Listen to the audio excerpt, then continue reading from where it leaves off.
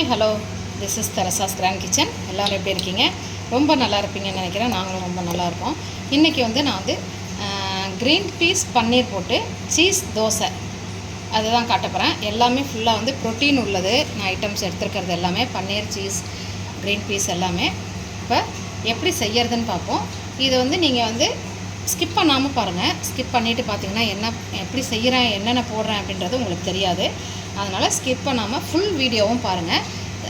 நான் இப்போ உங்களுக்கு என்னென்ன போடுறேன்னு சொல்லி காட்டுறேன். முதல்ல இப்போ ஒரு பேனில் ஆயில் ஊற்றிருக்கேன். பெருஞ்சீரகம், முழுசாக பெருஞ்சீரகம் பவுட்ரு போடல, முழுசாகவே போட்டிருக்கேன். பெருஞ்சீரகம் போட்டிருக்கேன். நான் பொடியாக கட் பண்ணி வச்சுருக்கேன் ஆனியன், க்ரீன் சில்லி, கார்லிக்கு, இது எல்லாத்தையுமே ஒன்றாவே ஆட் பண்ணிக்கிறேன். நான்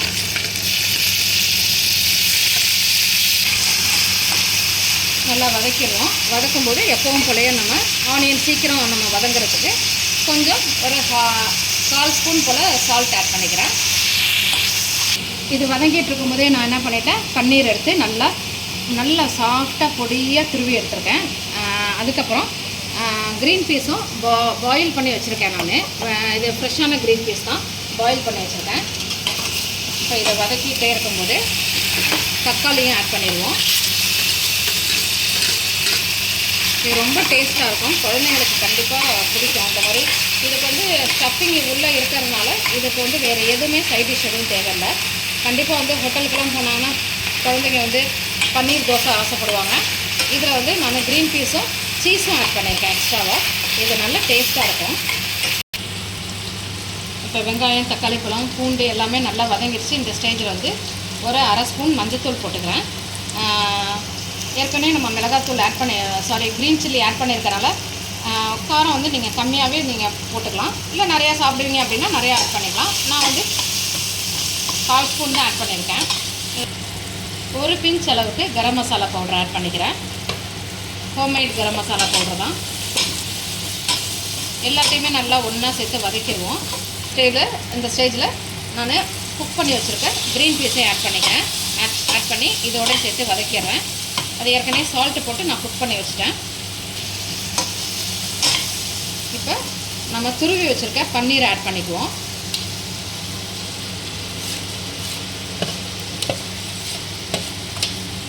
இதோட குக்கிங் டைம் இந்த நம்ம பன்னீர் கிரேவி செய்கிறது ஒரு 5 மினிட்ஸ் தான் ஆகும். ரொம்ப நேரம் ஆகாது. நீங்கள் நம்ம கட் பண்ணுற நேரம், பன்னீர் துருவுற நேரம், அவ்வளோதான். மற்றபடி குக் பண்ணுற டைம் ஒரு 5 to 7 மினிட்ஸ் தான் ஆகும். பொடியாக கட் பண்ணி வச்சுருக்கேன் மல்லித்தலையும் இதில் ஆட் பண்ணிக்கிறேன். அதில் எல்லாம் ஒன்றா சேர்த்து இந்த மசாலா எல்லாமே ஒன்றா சேரணும். மல்லித்தலை, பன்னீர், வெங்காயம், இது எல்லாமே ஒன்றா சேரணும்.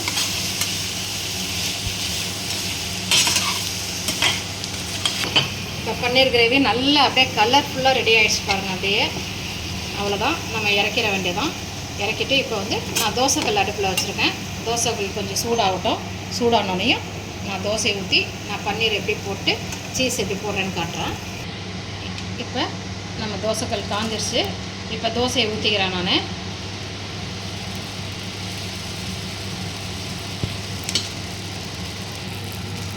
நல்லா ஓரளவுக்கு கோல்டன் ப்ரௌன் ஆகிற வரைக்கும் வச்சுட்டு அதுக்கப்புறம் நம்ம தோசையை திருப்பி போடுவோம். நல்லா கொஞ்சம் கிறிஸ்பி ஆகணும், அது வரைக்கும் நம்ம வச்சுட்டு நல்லா இப்போ இந்த ஸ்டேஜில் என்ன பண்ணுவோம், நீங்கள் திருப்பி போட்ட பிறகு தான் நீங்கள் பன்னீர் கிரேவியும் சீஸும் போடணும். அதுக்கு இடையில் நீங்கள் திருப்பி போடாமல் போட்டிங்கன்னா மாவு வேகாமல் இருக்கும். அப்போ ஒரு மாதிரி பச்சையாக இருக்கும். அதனால் தோசையை திருப்பி போட்டுருங்க. இப்போ தோசையை திருப்பிக்குவோம். தோசையை திருப்பி போட்டுட்டு நம்ம சீஸ் இருக்குல்ல, சீஸை நல்லா அப்படியே மேலே திருப்பிக்குவோம். நல்லா அந்த சூட்லேயே என்ன ஆகும், சீஸ் நம்ம பீஸாலலாம் மெல்ட் ஆகும் பார்த்தீங்களா, அந்த மாதிரி அப்படியே மெல்ட் ஆயிரும். குழந்தைங்களுக்கு நீங்கள் இந்த மாதிரி செஞ்சு கொடுத்தீங்கன்னா நீங்கள் பீஸா இதெல்லாம் நீங்கள் வாங்கணும்னு அவசியமே கிடையாது. ஏன்னா மைதா அது குழந்தைங்களுக்கு கண்டிப்பாக அது ஹெல்த் இஷ்யூஸ் கொடுக்கும். அதுக்கு நீங்கள் இப்படி செஞ்சு கொடுங்க, கண்டிப்பாக குழந்தைங்க விரும்புவாங்க. அதனால் ஏன்னா இப்போ இன்றைக்கி தோசா கார்னரில் பார்த்தீங்கன்னா இன்றைக்கி நிறைய வெரைட்டிஸ் ஆஃப் தோசா நிறையா இருக்குது. இப்போ அதில் இந்த பன்னீர் சீஸ் தோசாலாம் ரொம்ப ஃபேமஸ்ஸு. அதனால் இந்த மாதிரி நீங்கள் கொடுக்கலாம் குழந்தைங்களுக்கு. அப்படியே கொஞ்சம் கொஞ்சமாக மெல்ட் ஆகுது பாருங்கள். இப்போ இந்த ஸ்டேஜில் வந்து நம்ம செஞ்சு வச்சுருக்க பன்னீர் கிரேவி இருக்குல்ல, அதை நம்ம எவ்வளோ தேவையோ அவ்வளோ இதில் வந்து ஸ்டஃபிங் பண்ணிடுவோம். பன்னீர் ஸ்டஃப் பண்ணியாச்சு. இதுக்கு மேலேயும் நம்ம வந்து சீஸ் வந்து நல்லா லோட் பண்ணிக்குவோம், நல்லா துருவி லோட் பண்ணிக்குவோம். அப்போ இந்த ஹீட்லேயே வந்து நல்லா உள்ளேயும் சீஸ் லோட் ஆகிருக்கும், வெளியிலையும் இந்த கிரேவிக்கு மேலேயும் சீஸ் லோட் ஆகிருக்கும். ரொம்ப டேஸ்ட்டாக இருக்கும், குழந்தைங்க விரும்பி சாப்பிடுவாங்க. மேக்ஸிமம் வந்து ஒரு 10 மினிட்ஸ் ஆகும், அவ்வளோதான். இல்லை 12 மினிட்ஸ் கூட வச்சுருங்க, அவ்வளோதான். இப்போ இது அப்படியே நம்ம க்ளோஸ் பண்ணி மூடிக்குவோம். மெல்ட் ஆயிரும், அப்படியே சீஸ் மெல்ட் ஆயிரும். அப்படியே மூடிடுவோம். மூடிட்டு நம்ம வந்து பிளேட்டில் மாற்றிடுவோம். இப்போ நம்மளோட paneer green peas cheese dosa ready ஆகிடுச்சு. கண்டிப்பாக வந்து இந்த சீஸ் தோசை வந்து குழந்தைங்களுக்கு ரொம்ப பிடிக்கும்.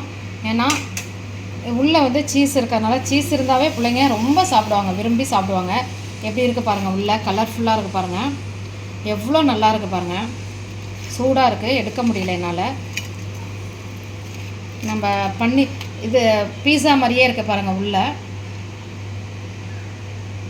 கண்டிப்பாக இந்த டேஸ்ட்டில் வந்து நீங்கள் வந்து தோசையை இதே மாதிரி செஞ்சு குழந்தைங்களுக்கு கொடுங்க. இந்த வீடியோவை ஃபுல்லாகவே பாருங்கள், ஸ்கிப் பண்ணாமல் பாருங்கள். குழந்தைங்களுக்கு ரொம்ப பிடிக்கும். இந்த மாதிரி நல்லா கிறிஸ்பியாக நம்ம வந்து ஹோட்டலில் இருக்கிற மாதிரி தோசையை சுட்டு குழந்தைங்களுக்கு கொடுப்போம். வீட்டிலையே சாப்பிடுவோம், ஹைஜீனிக்காக சாப்பிடுவோம். இந்த வீடியோ உங்களுக்கு கண்டிப்பாக உங்களுக்கு பிடிச்சிருக்கும்னு நினைக்கிறேன். இந்த வீடியோ உங்களுக்கு பிடிச்சிருந்துச்சுன்னா லைக் பண்ணுங்கள், ஷேர் பண்ணுங்கள், சப்ஸ்கிரைப் பண்ணுங்கள். நாளைக்கு இன்னொரு வீடியோவில் உங்களை நான் மீட் பண்ணுறேன்.